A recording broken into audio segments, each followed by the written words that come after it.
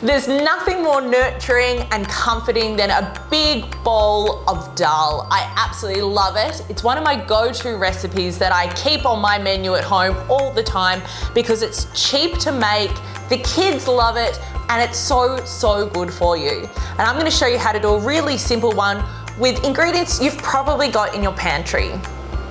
I'm gonna start this recipe with a few tablespoons of full flavored coconut oil. If you don't have coconut oil, you could use a neutral flavored oil. I've also chopped up a little bit of ginger and garlic to start off the dal. I've got a few really simple spices that I'm gonna put into my dal. I've got a standard curry powder. You know, you could use Keen's, cloves, or you could make your own. About a tablespoon. And as an option, just to amp up the flavor, I love to add a good teaspoon of whole cumin seed.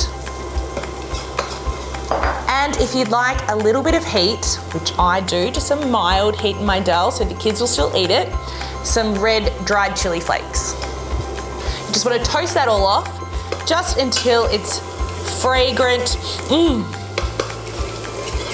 Oh my gosh, this smells so good already. For this recipe, I've got red lentils, about 1.5 cups of those.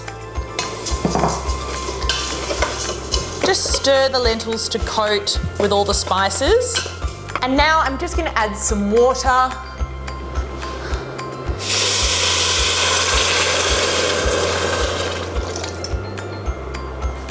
And I've got a can of coconut cream here too. You could also use coconut milk, whatever you've got handy. I'm gonna go in with the whole thing. This recipe is so simple. I'm just gonna bring it up to the boil, and then after about 5 or 10 minutes, just as the lentils start to break down a little, I've got a chopped sweet potato I'm gonna add in and let that cook. You can tell that the dal is almost ready by a few little things. It's really lovely and creamy. You can see that the lentils have broken down and it's beginning to catch on the base of the pan. So they're two really clear signs that you're almost done, which is great. To finish this off and just to amp it up with a little bit of extra goodness, I'm going to add in a can of chickpeas, which have been drained. And I'm always up for adding a little bit of greenery, so I've got some baby spinach as well. And even though the dal might seem a little bit runny, once you take it off the heat and into your serving bowl, it will firm up. I reckon that's good to go. Yum, so much goodness. So comforting, so nourishing.